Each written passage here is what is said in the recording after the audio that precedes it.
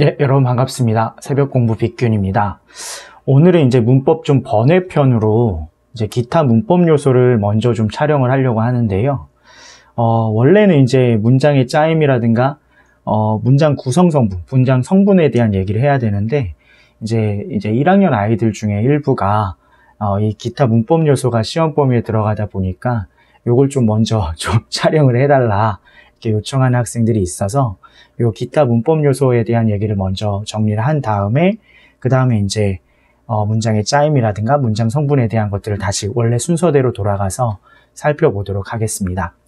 자, 그러면 이번 시간에 이제 제일 먼저 보게 될 부분은 이제 기타 문법 요소 중에서 높임 표현이에요. 그래서 높임 표현부터 보고 이제 다른 요소들을 살펴볼 수 있도록 할 건데, 높임 표현은 굉장히 간단합니다, 여러분. 그래서 몇 가지 알아야 되는 요소들이 이렇게 많지 않으니까 차분차분 높임법을 실현하는 요소들이 무엇인지, 그러니까 주체, 객체, 상대 높임이라고 하는 것들이 있는데 무엇을 높이는 것이고 그 대상들을 높이기 위해서 어떠한 문법 요소들이 사용되는지만 정확히 아시면 그게 어렵지 않게 다 해결이 될 겁니다, 여러분. 그래서 이 높임 표현은 뭐 학교 시험에서도 되게 자주 나오는 요소이고 모의고사에서도 자주 다루어지는 요소이니까요. 특히나 현대국어 문법에서의 높임 표현보다는 중세국어 문법에서 높임 표현이 훨씬 더 많이 나와요. 그래서 그런 요소들을 좀 같이 현대 문법이랑 중세국어 문법에서의 높임 표현이라고 하는 걸 잘 알아두면 여러 가지로 도움이 굉장히 많이 되실 겁니다. 자, 그러면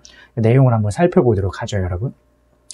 자, 그래서 기타 문법 요소에서 높임 표현부터 살펴볼 건데, 높임법은 화자가 어떠한 대상을 높여 말하는 법이다 이렇게 나와 있는데, 사실 상대방을 높일 수도 있고 나를 낮출 수도 있잖아요, 여러분. 그러니까 상대방을 높임으로 해서 상대방을 높일 수도 있는 거고, 나를 낮춤으로 해서 상대방을 높일 수도 있는 거고, 혹은 나를 높임으로 해서 상대방을 낮출 수도 있는 거고. 결과적으로 높임법이라고 하는 것은 대상을 높이기 위해서 사용되는 모든 방법들을 다 높임법이다 이렇게 이야기한다 보시면 돼요. 그래서 뭐 높임법이라고 하는 거 모르는 학생들은 없겠죠. 그래서 높임법에는 세 가지가 있는데요. 뭐 뒤에 보시면 다 나오겠지만, 크게는 주체 높임이라고 하는 것이 있고, 그 다음에 객체 높임이라고 하는 것이 있고, 그 다음에 상대 높임이라고 하는 것이 있어요, 여러분.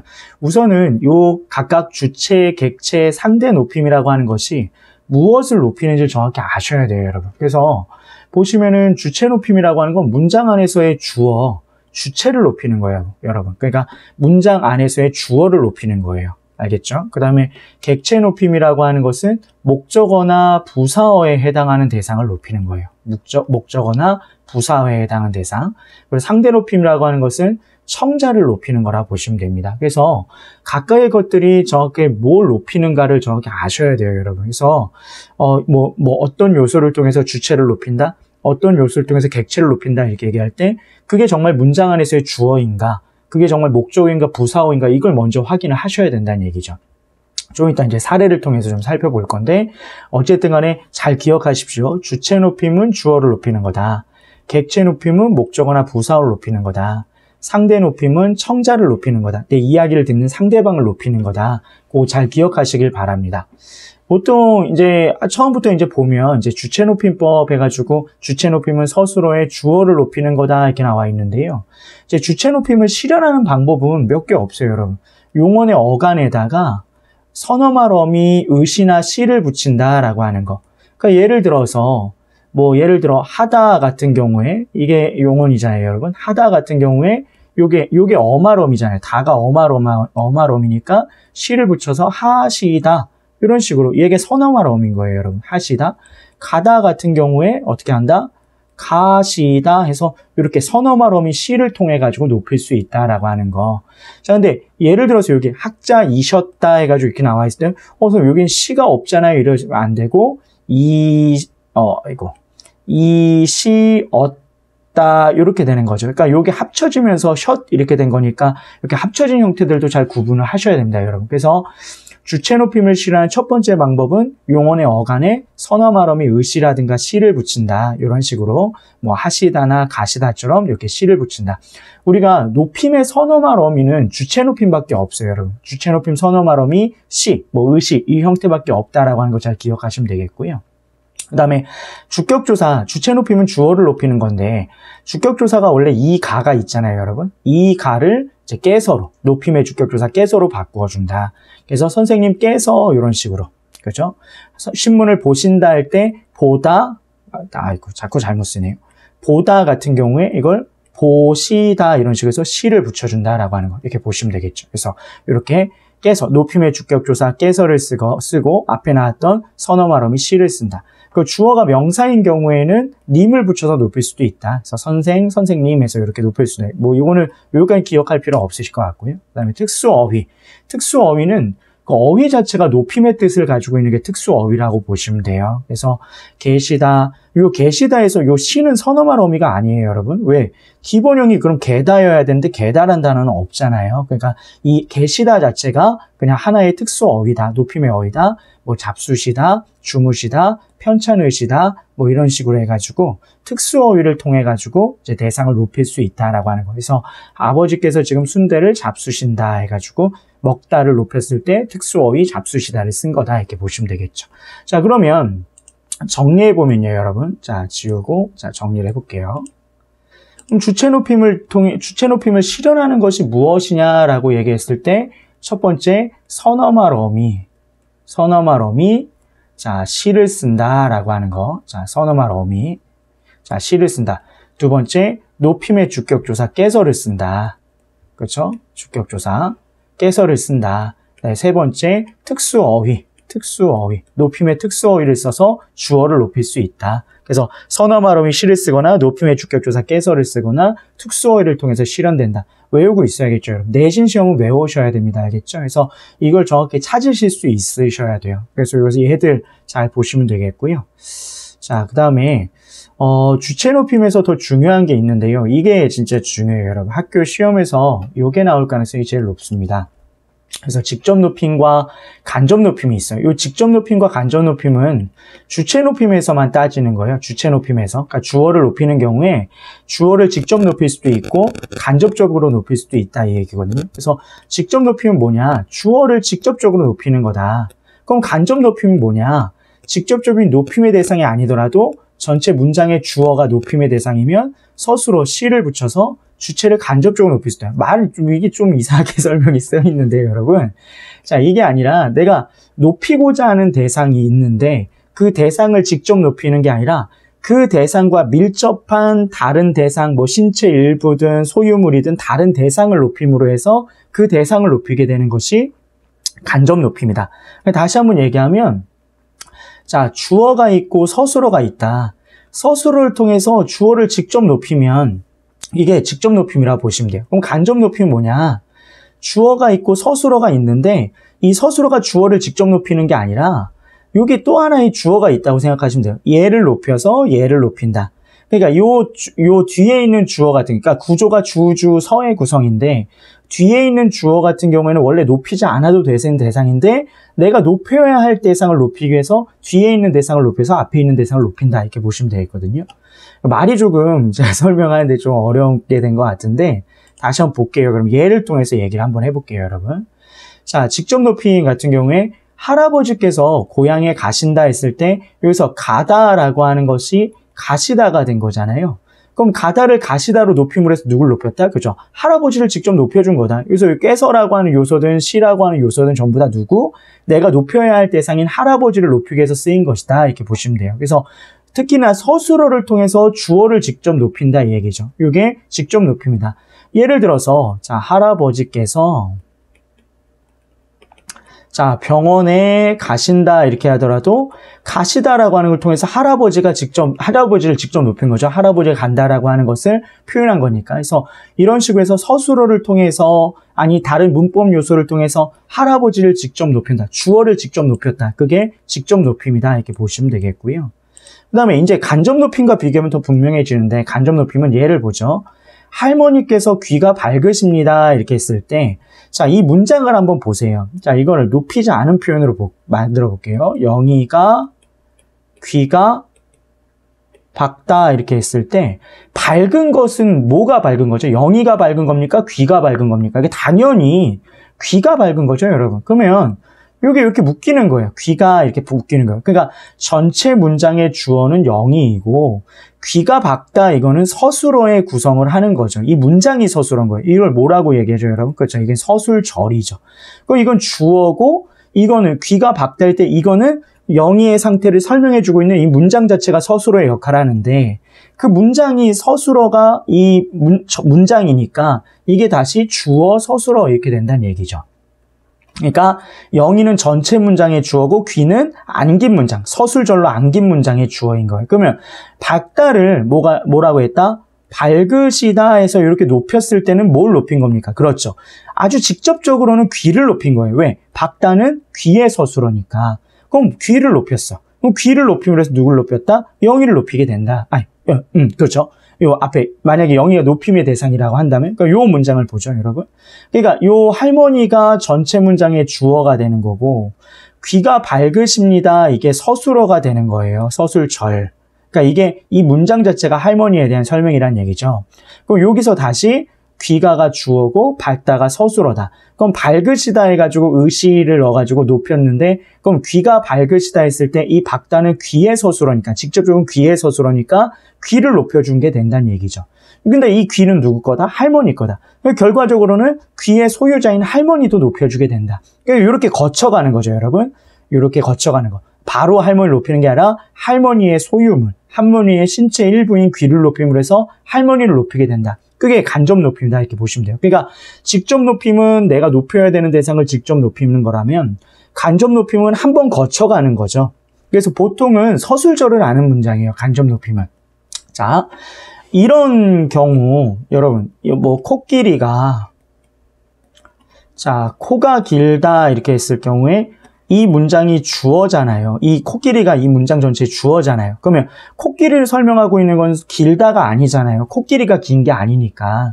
그러니까 여기서 코끼리가 주어고 코끼리의 서술어는 길다가 아니라 코끼리를 설명해주는 서술어는 코가 길다 자체, 이 문장 자체가 서술어의 역할을 한다는 얘기죠. 이게 서술어고 문장이니까 서술절이 된다 이렇게 보시면 되고 그 안에 다시 주어 서술어, 코가 길다라고 하는 주어 서술의 구성이라는 얘기예요. 이게 서술절을 아는 문장이라 하는데 보통은 간접 높임 표현은 이런 구성입니다. 그래서 보통은 이렇다고 보시면 돼요. 서술절을 아는 문장은 대부분 주어, 서술어의 구성. 그러니까 주어가 연달아 두 번 나오는 것처럼 보인다. 그렇게 기억하시면 되겠어요, 여러분. 그래서 이런 건데 자, 그러면 다른 예를 한번 들어보죠, 여러분. 이해하고 있습니까? 이게 굉장히 중요합니다, 여러분. 자, 할머니께서는 자, 이가 튼튼하시다. 그럼 튼튼하다. 이 할머니께서는 이가 튼튼하다 했을 때 튼튼하시다 해서 튼튼하다를 높여줬거든요. 근데 뭐가 튼튼한 거죠? 직접적으로. 그죠? 이가 튼튼한 거죠. 할머니가 튼튼한 게 아니에요. 왜? 이건 주어고 할머니 전체 문장의 주어고 이가 튼튼하다라고 하는 것이 이게 서술절이잖아요. 그렇죠? 서술어로서의 역할을 하고 있는 서술절이고 이가 주어고 다시 튼튼하다가 서술어다 이거예요. 그러니까 튼튼하다는 직접적으로는 이의 서술어라는 얘기죠. 그러면 튼튼하시다 해서 튼튼하다 이렇게 높여줬을 경우에 뭘 높인 거다? 그렇죠? 이를 직접 높여준 거고 이는 누구 거? 할머니 거. 이를 높임으로 해서 그 소유자인 할머니도 높여주게 된다. 이게 간접 높임이다 이 얘기예요, 여러분. 이해되시죠? 굉장히 중요합니다, 여러분. 그래서 이 직접 높임, 간접 높임은 시험 문제로 나올 가능성이 아주 높으니까 잘 기억을 하셔야 돼요, 여러분. 그래서 이해가 안 되시는 분들은 질문을 하시고 그 사례들을 좀 잘 찾아보시길 바랍니다. 그래서 이 사례들을 잘 보시면 좋을 것 같아요. 그래서 이 간접 높임 여기 나와 있는 설명은 별로 좋지 않으니까요. 간접 높임은 내가 높이고자 하는 대상을 직접 높이는 게 아니라 높이고자 하는 대상을 높이기 위해서 그 대상과 밀접하게 관련되어 있는 소유물이라든가 뭐 어떤 관련된 대상들을 높이는 거다 이렇게 보시면 되겠어요, 여러분. 그래서 그런 식으로 해서 구분을 하시면 되겠고요. 자, 그 다음에 이제 압존법이라고 하는 게 있는데 교과서에는 잘 안 나오더라고요, 압존법. 여기서 압존이라고 할 때 압은 누르다는 뜻이에요, 누르다. 누르다. 존대 표현을 누르다라고 하는 건 당연히 존대를 자제하다 이렇게 보시면 되겠죠. 그러면 왜 존대를 자제하는 표현이 생기냐? 우리는 청자 중심의 말하기를 해요. 좀 예의를 강조하는 나라이다 보니까 청자 중심의 말하기를 하는데 그냥 요 사례만 기억하시면 될 것 같아요. 내가 할아버지에게 아버지에 대한 얘기를 하려고 해요. 그럼 아버지는 원래 나로 봤을 때는 높임의 대상이잖아요. 근데 내가 할아버지한테 아버지에 대한 얘기를 할 때에는 아버지에 대한 높임 표현을 하지 않는다는 거죠. 그래서 아버지가 왔습니다. 왜? 청자. 할아버지 입장에서는 아버지를 높여야 되는 대상이 아니니까 청자 중심으로 얘기했을 때에는 당연히 아버지에 대한 높임 표현을 할 필요가 없다는 거죠. 그래서 이게 이제 문법 표현에서는 이렇게 압존법이라고 하는 거. 그러니까 내가 이야기하고자 하는 대상, 아버지가 나보다 높더라도 내가 이야기하는 상대방이 이야기하고자 하는 대상보다 높을 경우에는 이야기하고자 하는 대상에 대한 높임 표현을 하지 않는다. 내가 할아버지에게 아버지에 대한 얘기를 할 때는 아버지에 대한 높임 표현을 하지 않는다. 그게 이제 압존법의 사례라고 보시면 되는데, 사실 실제 사회에서는 이 압존법이 잘 쓰이지는 않습니다. 그래서 한때는 되게 자주 문제로 나왔던 건데요. 아주 오랜 과거에. 근데 요즘에는 잘 문제로 나오지 않아요. 그냥 상식적으로만 알아두시면 되겠습니다. 자, 여기까지가 이제 주체 높임이라고 보시면 돼요. 항상 누누이 강조하지만 주체 높임은 주어를 높여주는 겁니다. 그래서 항상 기억을 하셔야 돼요. 자, 그다음에 객체 높임입니다. 나머지 높임 표현은 너무나 간단해요, 여러분. 그래서 객체 높임은 목적어나 부사어에 해당하는 대상을 높이는데요. 목적어에는 보통 목적격 조사 을을이 붙고, 부사어에는 보통 에게, 이런 것들이 붙는다고 보시면 되겠죠. 보통은 에게가 붙는 거죠. 그래서 이렇게 을을이나 에게가 붙는 대상들을 높이는 것을 객체 높임법이다, 이렇게 생각하시면 되겠어요. 그래서 객체 높임을 실현하는 방법은 두 가지인데요. 보통 한 가지라고 보셔도 되는데, 특수 어휘를 써요. 특수 어휘를 써서 객체를 높이거나 부사격 조사 에게를 높임의 부사격 조사 깨로 바꾼다, 이렇게 보시면 되겠어요. 그러니까 예를 들어 나는 수지를 데리고 방송국으로 갔다, 이렇게 했을 때 나는 할머니를 모시고 병원으로 갔다. 이 모시고 자체가 높임의 특수 어휘인 거죠. 그래서 데리고를 모시고로 바꿔가지고 높여줬다, 이렇게 보시면 되겠고요. 특수 어휘를 사용해서 수지가 철수에게 초콜릿을 주었다, 이렇게 했을 때 미나가 선생님께 초콜릿을 드렸다 해서 에게라고 하는 부사격 조사를 깨를 통해서 높였고 주다를 드리다라고 하는 특수어휘를 썼다고 보시면 되겠죠. 그래서 객체 높임은 이렇게 목적어나 부사어를 높이는 것인데 보통은 특수어휘라든가 부사격 조사를 통해서 실현된다, 이렇게 보시면 되겠습니다, 여러분. 그래서 부사격 조사 깨를 통해서 실현된다라고 보시면 되겠고요. 크게 이렇게 어려운 내용 없어요, 여러분. 그래서 이런 요소가 있구나라고 하는 것 정도로 정리해 두시면 되겠고, 자, 그 다음에 이제 상대 높임입니다, 여러분. 자, 이 상대 높임은 나와 이야기하는 청자를 높이는 건데요. 상대 높임은 잘 인식하지 못하는 경우가 많아요, 여러분. 어떤 걸 통해서 실현되고 어떤 게 있는지 정도만 아시면 되겠는데, 화자가 청자에 대해서 높이거나 낮추어 말하는 거다. 크게 격식체와 비격식체로 나눌 수 있다. 그리고 상대 높임은 보통 문장의 종결 표현을 통해서 실현된다. 그러니까 종결 어미를 통해서 실현된다, 이렇게 보시면 되겠어요. 그러면 우선 격식체와 비격식체가 있는데요. 격식체는 말 그대로 격식을 갖춰야 되는 사이. 그러니까 보통은 약간은 친분이 좀 덜한 거죠. 친하지 않은 사이라든가 제가 예의를 갖춰야 되는 거. 내가 예의를 갖춰야 되는 경우에, 비격식체는 친분이 높은 사이끼리, 친분, 아주 가까운 사이끼리 좀 쓴다, 이렇게 보시면 되겠죠. 그래서 이렇게 격식체와 비격식체가 있다. 격식체는 격식을 갖춰야 된다. 친분이 조금 낮은 경우에, 혹은 격식을 갖춰야 되는 경우에, 비격식체는 친분이 조금 높은 경우에 사용한다, 이렇게 보시면 되겠어요, 여러분. 그래서 이런 것들이 있구나라고 하는 것 정도로 보시면 되겠고요. 그리고 격식체는 높임 표현과 낮춤 표현이 있는데요, 여러분. 이게 하십시오체와 하오체가 높임, 하계체와 헤라체가 낮춤이고요. 비격식체는 높임, 낮춤인데 해요체가 높임, 해체가 낮춤이에요. 근데 여기서 하십시오체는 아주 높임의 표현이고요. 하오체는 예사 높임, 조금 높였다는 얘기예요. 하계체는 예사 낮춤, 조금 낮춘 거고, 해체는 아주 낮춤 표현이라 보시면 되겠습니다. 해요체는 두루 높인 거예요. 두루두루 높인 거고, 해체는 두루 낮춘 거예요. 이걸 외울 필요는 없어요. 이 표를 외울 필요는 없고, 이런 형태들이 있구나라고 하는 정도만 알아두시면 되겠고요. 요렇게 한번 쭉 눈으로 보시면 되겠고, 학생들이 좀 헷갈려 할 수 있는 건 헤라체와 해체의 구분인데요. 둘 다 좀 낮춤 표현이고 약간 반말에 해당이 되기 때문에 이게 헷갈릴 수 있는데, 참고로 헤라체에는 요가 붙을 수 없어요, 여러분.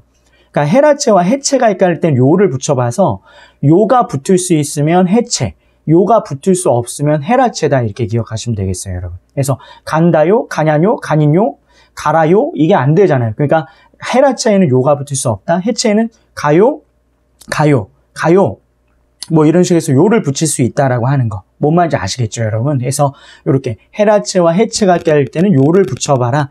요를 붙일 수 있으면 해요체고, 아니, 요를 붙일 수 있으면 해체고, 요를 붙일 수 없으면 해라체다. 그래서 이렇게 나눠진다라고 하는 거 기억하시면 되겠습니다. 그래서 이렇게 있는데요, 여러분. 아마 다음 페이지에 이제 시제 표현이 나오는데 얘를 통해서 좀 살펴봐야 되거든요. 여기다가 한번 적어볼게요, 여러분. 제가 문장을 한번 적어볼 테니까 제 말이 맞는지를 한번 판단해 보세요. 할이 아니라 아버지로 하죠.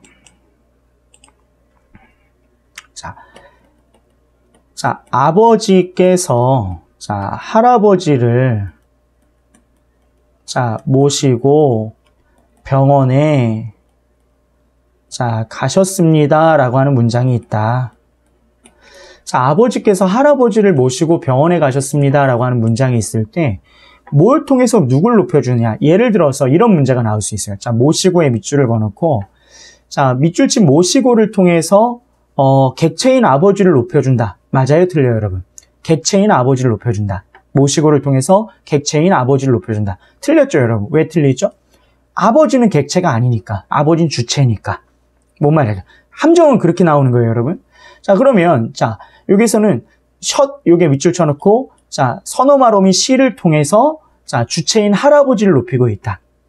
요것도 틀렸죠, 여러분. 주체는 아버지니까. 그렇죠? 주체는 아버지지 할아버지가 아니죠.